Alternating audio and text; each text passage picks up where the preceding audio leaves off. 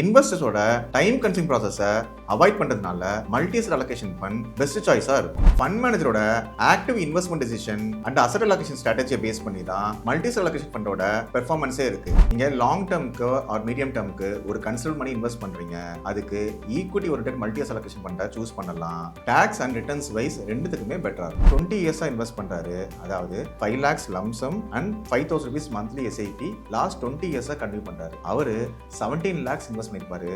Corpus 2 crores grow ஆயிருக்கு. Multi asset allocation ஃபண்டை choose பண்றதுக்கு முக்கியமான ரீசன்ஸ் என்னன்னு பாத்தீங்கன்னா, ஒரு டைவர்சிஃபைட் போர்ட்ஃபோலியோவா இருக்கும்.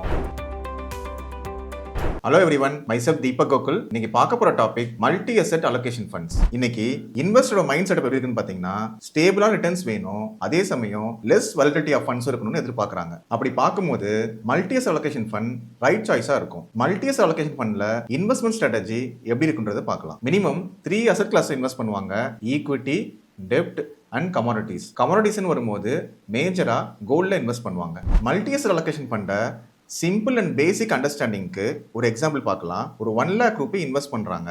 இந்த 1 lakh ரூபியை 40,000 rupees ஈக்விட்டிலையும் 30,000 rupees டெட் இன்ஸ்ட்ருமெண்ட்ஸ்லையும் ரிமைனிங் 30,000 rupees கோல்ட்லையும் இன்வெஸ்ட் பண்ணுவாங்க. ஈக்விட்டி லாங் டேர்ம் க்ரோத்துக்காகவும், டெட் இன்ஸ்ட்ருமெண்ட்ஸ் இன்கம் ஸ்டெபிலிட்டிக்காகவும், கோல்டு மார்க்கெட் வாலட்டிலிட்டியும் இன்ஃப்ளேஷனையும் ஹெட்ஜ் பண்றதுக்காக யூஸ் பண்ணுவாங்க. என்னென்ன ஃபேக்டர்ஸ் மல்டி அசெட் அலோகேஷன் ஃபண்டை சிக்னிஃபிகண்டா டிரைவ் பண்ணதுன்னு பார்க்கலாம். மார்க்கெட் வாலட்டிலிட்டி லாஸ்ட் 6 monthsல மார்க்கெட் கரெக்ஷனும் பார்க்க முடியுது, பீக்கா இருந்தது நம்ம பார்க்க முடியுது. Domestic and global factors, geo political tension, tariff war, elections, interest fluctuation, இதெல்லாம் கூட முக்கியமான காரணங்கள். வேற என்ன முக்கியமான ரீசன் பார்த்தீங்கன்னா, மல்டி அசெட் அலோகேஷன் ஃபண்ட்ல சேஃப் ஓவன் அசெட் கிளாஸ் கோல்ட்ல இன்வெஸ்ட் பண்றாங்க. அப் டு 30% வரைக்கும் இன்வெஸ்ட் பண்ண முடியும்.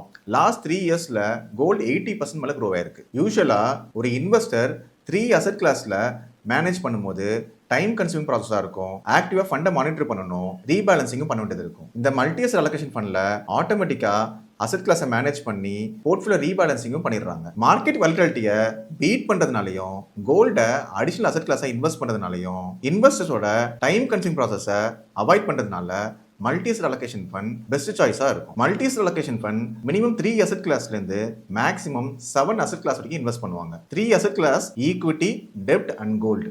அதர் அசெட் கிளாஸ் என்னன்னு பாத்தீங்கன்னா, சர்டன் மல்டி அசெட் அலோகேஷன் ஃபண்ட்ஸ்ல silver ETF, REIT, real estate investment trust, international equity funds, அதாவது ஃபண்டா ஃபண்ட்ஸ், கொஞ்சம் ஆர்பிட்ரேஜ், இந்த மாதிரி அசெட் கிளாஸ்லயும் அலோகேட் பண்ணுவாங்க. ஃபண்ட் மேனேஜரோட active investment decision and asset allocation ஸ்ட்ராட்டஜியை பேஸ் பண்ணி தான் மல்டி அசெட் அலோகேஷன் ஃபண்டோட பெர்ஃபார்மன்ஸே இருக்கு. Fund manager market trend and valuation base பண்ணி போர்ட்ஃபோலியோ ரீபேலன்ஸ் பண்ணிட்டு இருப்பாங்க. எக்ஸாம்பிள், புல்லிஷ் மார்க்கெட் பீரியட்ல ஈக்விட்டி எக்ஸ்போஷரை இன்க்ரீஸ் பண்ணுவாங்க.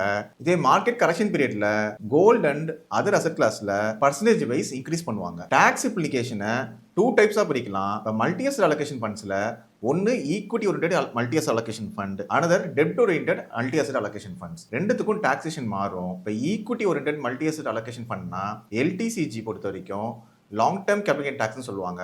அபோவ் 1 இயருக்கு அப்புறம் நீங்க மணியை வித்ட்ரா பண்றீங்க, அதுக்கு 12.5% டாக்ஸ் பே பண்ணணும். அதுலயும் அப் டு 1.25 lakh ப்ராஃபிட்டுக்கு நீங்க டாக்ஸ் பே பண்ண வேண்டியது இல்லை. அதுக்கு மேல எவ்வளவு ப்ராஃபிட் வாங்குறீங்களோ அதுக்கு 12.5% டாக்ஸ் பே பண்ணணும். இதே STCGனா short term capital tax, less than 1 இயர்க்குள்ள நீங்க மணியை வித்ட்ரா பண்றீங்கன்னா அதுக்கு 20% நீங்க டாக்ஸ் பே பண்ணணும். இதே டெப்ட் ஓரியன்டட் மல்டி அசெட் அலோகேஷன் ஃபண்ட்ல உங்க இன்கம் டாக்ஸ் ஸ்லாபை பேஸ் பண்ணி நீங்க டாக்ஸ் பே பண்ணுவீங்க. சே எக்ஸாம்பிள், நீங்க 30% ஸ்லாப்ல இருக்கீங்கன்னா, ஸோ டோட்டல் ப்ராஃபிட்டுக்கு நீங்கள் 30% டேக்ஸ் பே பண்ணணும். நீங்கள் லாங் டேர்முக்கு ஆர் மீடியம் டேர்முக்கு ஒரு கன்சிடர் மணி இன்வெஸ்ட் பண்ணுறீங்க, அதுக்கு equity oriented multi asset allocation ஃபண்டை சூஸ் பண்ணலாம். டாக்ஸ் அண்ட் ரிட்டர்ன்ஸ் வைஸ் ரெண்டுத்துக்குமே பெட்டரா இருக்கும். மல்டி அசெட் அலோகேஷன் ஃபண்ட்ஸ்ல ஆல்மோஸ்ட் 23 ஃபண்ட்ஸ் ஆக்டிவா இருக்கு. ஒரு ஓல்டஸ்ட் மல்டி அசெட் அலோகேஷன் ஃபண்ட்ல இன்வெஸ்ட்மெண்ட் பண்ணும்போது என்ன ரிட்டர்ன்ஸ் கொடுத்துருக்குன்னு பார்க்கலாம். பாஸ்ட் ரிட்டர்ன்ஸ் கேரண்டி கிடையாது. அதே சமயம் ஒரு அண்டர்ஸ்டாண்டிங் பர்பஸ்க்கும் பொட்டன்ஷியல் ஆஃப் growthக்கும் ஒரு எக்ஸாம்பிள் பார்க்கலாம். 5 lakhs ரூபி ஒரு lump sum investment, 5,000 rupees monthly SIP last 10 இயர்ஸ்க்கு ஒரு இன்வெஸ்டர் இன்வெஸ்ட் பண்றாரு. ஸோ அப்படி இன்வெஸ்ட் பண்ணும்போது 11 lakhs ரூபி அவர் இன்வெஸ்ட் பண்ணியிருப்பாரு.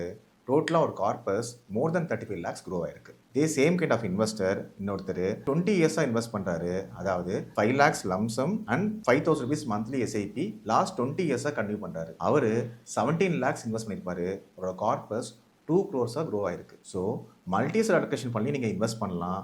உங்கள் லாங் டேர்முக்கு ஃபினான்ஷியல் கோல்ஸ் அலைன் பண்ணி கொஞ்சம் மல்டி அசெட் அலோகேஷன் ஃபண்ட்ல இன்வெஸ்ட் பண்ணுங்க. நீங்கள் மல்டி அசெட் அலோகேஷன் ஃபண்டை சூஸ் பண்ணுறதுக்கு முக்கியமான ரீசன்ஸ் என்னன்னு பார்த்தீங்கன்னா, ஒரு டைவர்சிட் போர்ட்ஃபோலியோவாக இருக்கும், இன்வெஸ்டர்ஸோட ரிஸ்க் அண்ட் எஃபர்ட் ரெண்டுமே கம்மி, மார்க்கெட் டைமிங் ஏற்ற மாதிரி உங்கள் போர்ட்ஃபோலியோவை ஆட்டோமேட்டிக்காக ரீபேலன்சிங் பண்ணிடுவாங்க, பொட்டன்ஷியல் ஆஃப் க்ரோத்தும் இருக்கும். உங்களுக்கு customise wealth management or portfolio restructuring ஏதாவது தேவைப்படுதுன்னா நாங்கள் கொடுத்துருக்க நம்பரை கனெக்ட் பண்ணுங்கள்.